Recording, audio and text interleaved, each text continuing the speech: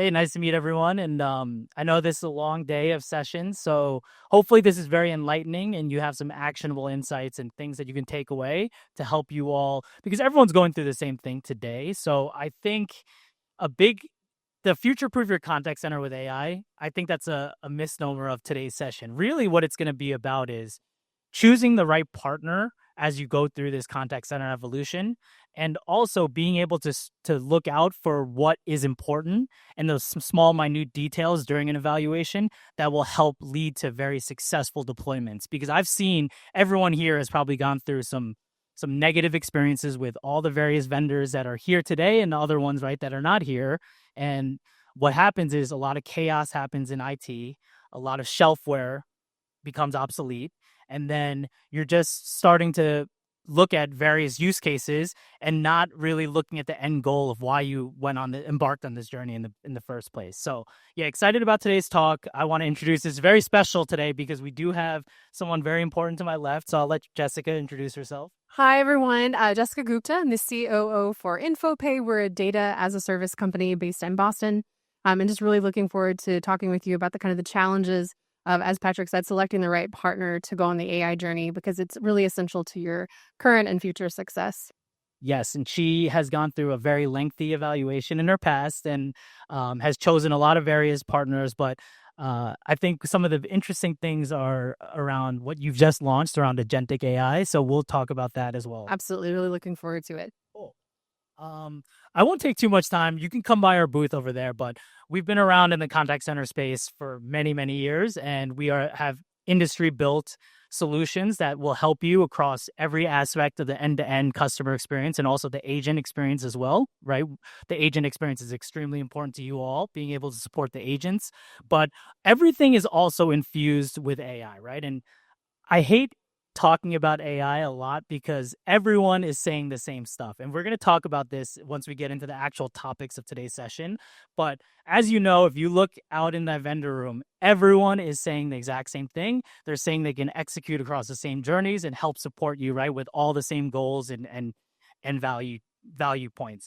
But when I look at what we can do from an AI perspective, is that look at us as a front door to your business, all the way to being your agent experience tool as well, right? So when I mean front door, you have various communication channels that your customers have preferences towards, right? So being able to support them across whether it's voice and digital, and then being able to infuse AI across every aspect of that journey, all the way to the agent experience, have those fallbacks to be able to have agent experiences, intervention happen, and then being able to support them with after call work and all the various data and analytics.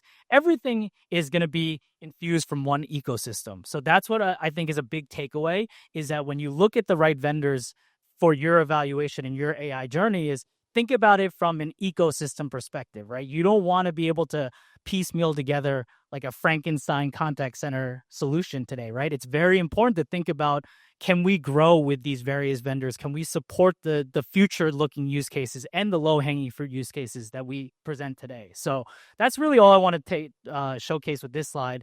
And then these are the 4 key categories that we'll talk about. We'll probably spend a few minutes on each, and then we'll leave 5 minutes for Q&A. But the first thing that I want to ask you about is, as you know, resources are very important, right? So when choosing the right partner, as a theme of today, when you went through your evaluation with Talkdesk, what really stood out to you from a resource perspective and how you felt supported? Sure. So I think I should point out that prior to my joining InfoPay, we had selected a different partner for our CS needs, and it wasn't a great fit. I don't think there hadn't been enough consideration for how that technology would communicate with our existing technologies. There wasn't a lot of consideration for some of the complexity of how we interact with our customers. So it was really a little bit more of a sales experience and not a true partnership of is this going to truly meet your needs at every step?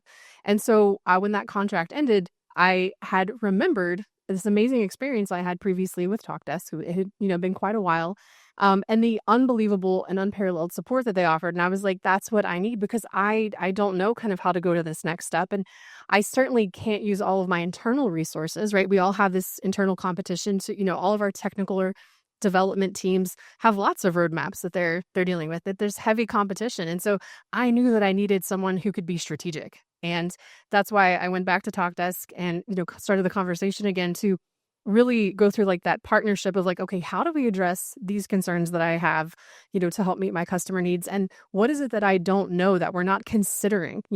As Patrick pointed out, like everyone says AI, but those words don't necessarily always reflect the same realities when you really start to think about what are you going to offer to your customers. So I needed someone that I knew was an expert in the space that could really help me make decisions that weren't just going to band-aid situations now. So I could say to my colleagues, hey, we have AI in the contact center.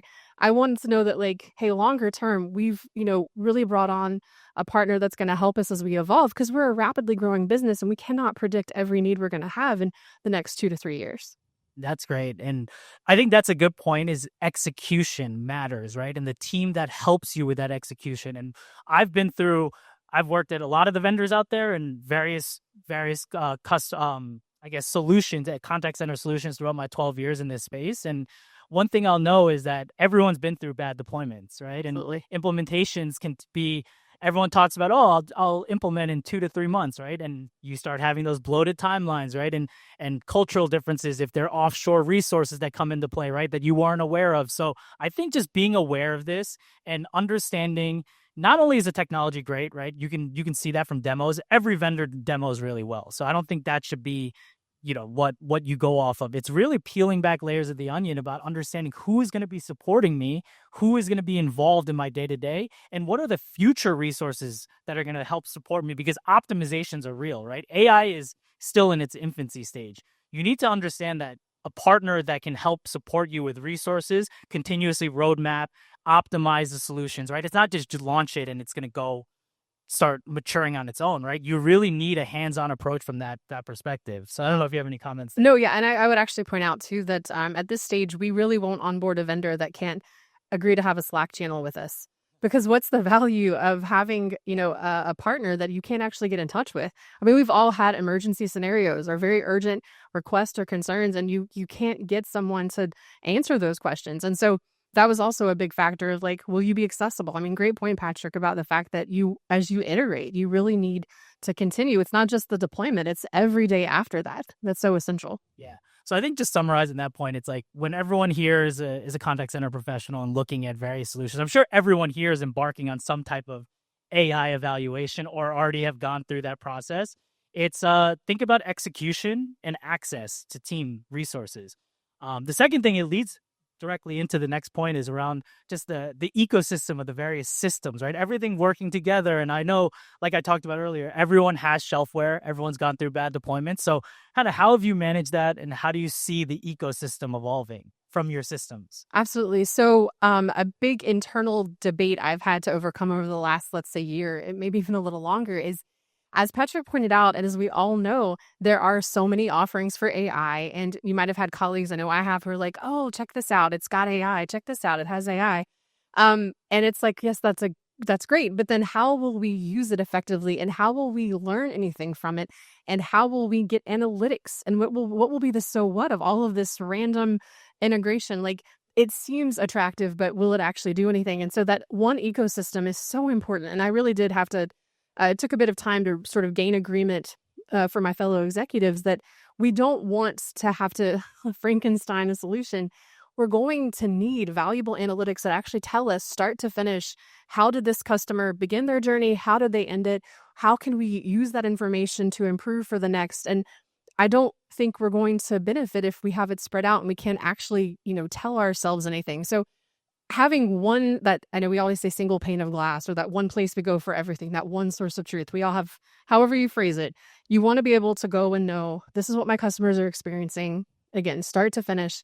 And this is what I can bring back to the business as a valuable, analytical insight of what we can do next, and that power, just, I can't stress how important it is to sort of keep it all in one place so you can actually deliver something meaningful. For sure. And one thing that'll help everyone here is, I think the questions you ask when you go through these evaluations is, what third parties are involved with the software vendor that you're choosing, right? Because everyone says they might be able to accomplish one use case or these various use cases for you and your goals, but in reality, a lot of times they're even Frankensteining on some solutions and bringing in third-party vendors and people that you've never even communicated with, right? So I think it is really asking those deep questions and making sure you understand really what does the tech ecosystem look like, and can it support me not only from this specific low-hanging fruit use case that we're talking about today that'll generate self-service value and customer experience improvements, all of that, but what does it look like from a future-looking perspective? So it ask the right questions.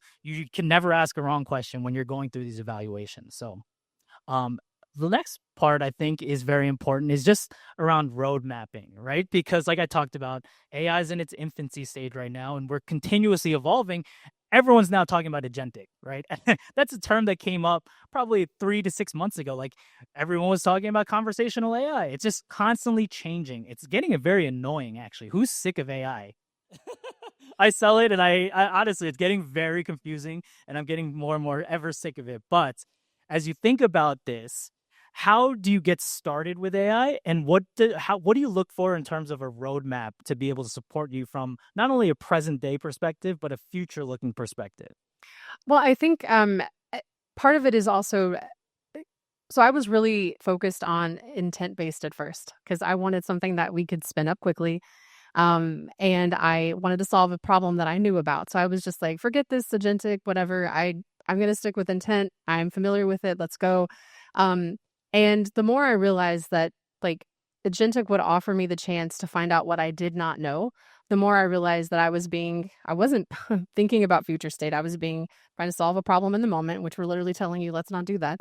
And I kind of got won over to the idea. And so, I think the key thing to answer the question though is that you really do need to, we keep saying it, think about the future because we don't know what we don't know. And I'm so excited to point out that we actually just launched our agentic model yesterday. And so super fun. And I can guarantee you in 1 hour of just reading through these conversations, I have already learned so much about why our customers are reaching out. And I have like 3 or 4 new solutions I'm going to be able to pitch back to our team to like limit those conversations to get that. These are not like high value discussions. I don't want them going to our experts. These are things we can easily automate that are going to make life easier for the customer and they're going to save us money. And I would not have gotten that if I'd gone intent based. So I would just stress that like kind of be open-minded and consider not today, not what I can solve. Don't succumb to that pressure to like do what maybe just everyone else is kind of encouraging you. Really think about your own needs and what maybe you would find out from having this analytics tool. Because again, we're 1 day in and I'm like super jazzed and can't wait to see what else we're going to do with it. But the fact that we learned the day of the launch, things that we literally had no idea were happening before is very powerful. Probably can help you make new content decisions, Oh my be able goodness. to promote different articles or various customer service requests across your We agent base. we actually some of it we could potentially it'll also lead even to new product offerings. So not just cost savings, but like revenue opportunities. So it's a it's a huge win.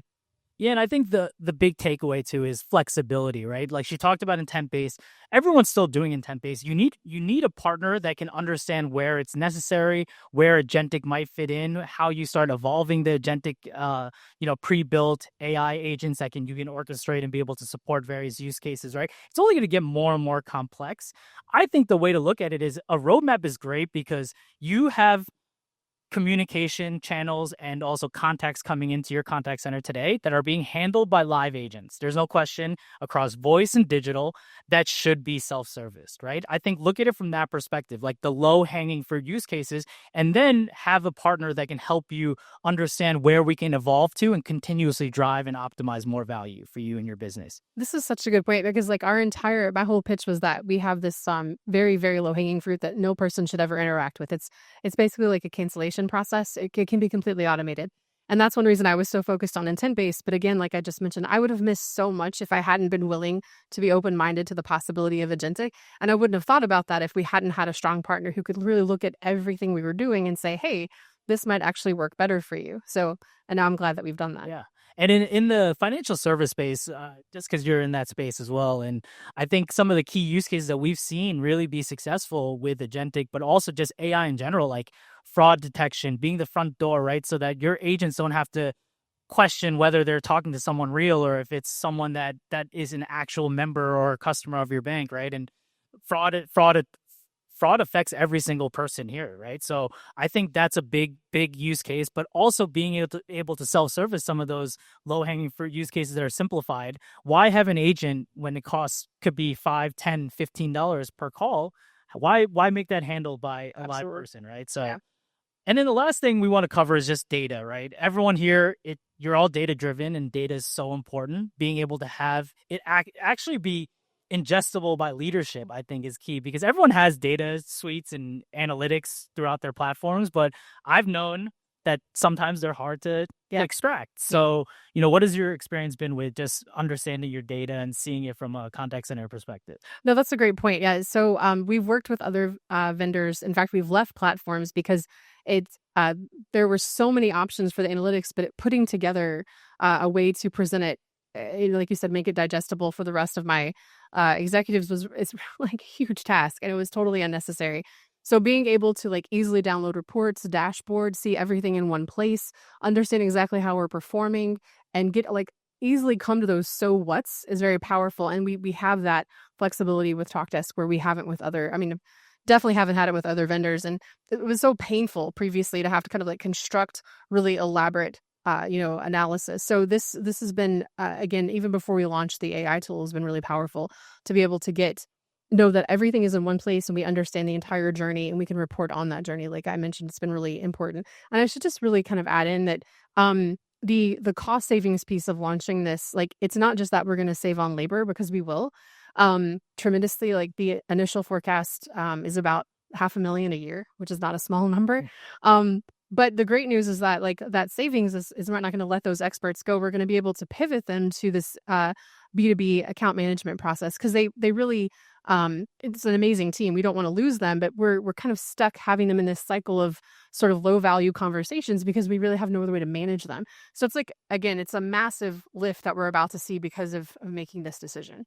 Yeah, and one thing I know a lot of people are scared about when you think about AI from a contact center perspective, you're all people first, right? Like we deal with people, and we're not saying AI should ever replace people, but what it can do is make workflows and processes more efficient. Let your people be more efficient. And one of the things I like to say to clients is do more with less. It's not like the cavalry is coming and you have unlimited budget to hire as many people as you need to, right? To be able to support, different seasonalities or high times, right, of contacts. So I do look at this as an efficiency play, right? Of course, being able to generate maximum efficiency across the contact center. That's such a good point. Yeah, I had in past life, I was in a retail position, and like that seasonality nightmare of like, I need to onboard like hundreds of people realistically to meet my KPIs. And instead of having to do that, you could, all those, where's my refund? Where's my package? Where, all of those could be answered independently, and you would really be able to just have those important conversations coming to the experts that you can choose, who actually reaches your agents, and decide what kind of conversations you want them to have, instead of sort of having no choice but to just try to handle all of that, volume. Yeah, for sure. And I think the last point I want to make about data and systems is that everyone here deals with a lot of various systems: CRM, content management systems, core banking solutions, right? Product catalogs, customer service, like articles that live in Zendesk or whatever customer service tool you're using. So I think a big thing is just understanding how your data feeds into the AI, because a big thing is that you could have the best AI models and LLMs and all the various lingo about AI, right? You could have the best models in the world, conversational experiences, but it's only as good as the data that you point it to, right? So if you don't have great data, and you'll uncover that with launching AI agents, of course, right? Like you're seeing, you're able to see insights into what people are actually asking, but also you're just never going to have the right success levels unless you have the right data and the right systems pointed towards the AI agents. So I don't know if you have any comments there about. No, I'm so glad you brought it up. Like being able to like control and manage exactly like the maintenance piece, of like controlling sort of the data that is feeding the system. That's a good thing to think about, because it's really great to implement. But then, like again, we talked about how will you continue to grow and develop, because you're going to get new questions, you're going to have new products, new things that have to be answered, right? New data. So being able to be confident that you're putting it, again, the one source of truth, that it's it's secure and it's correct, so that you're not having hallucinations, you're not having a bad experience for your customers with your AI. That's not a small thing, like, because as Patrick pointed out, you can have something that sounds amazing but doesn't function correctly, and this is a big piece of why. So having it all in one place really helps you avoid that, and you can really understand, okay, like, well, is this the right answer to this question? And you can evaluate it yourself. You don't have to necessarily constantly partner with a technical team. And that's not having that control and that immediacy is why a lot of us are on the cloud or a cloud-based solution in the first place. So we wouldn't want to give that up to be able to use a tool like this. So yeah. For sure. Well, I think we're about at time, but I want to open it up for Q&A. If anyone has any questions, obviously we'll be here at the booth at Talkdesk booth over there. And Jessica, I don't know when you're sticking around till, but she's a great resource because she is in your seat, right? And she sees all these various solutions all the time and has gone through these evaluations. So I Okay. think she has some real world insight into what you're going through today.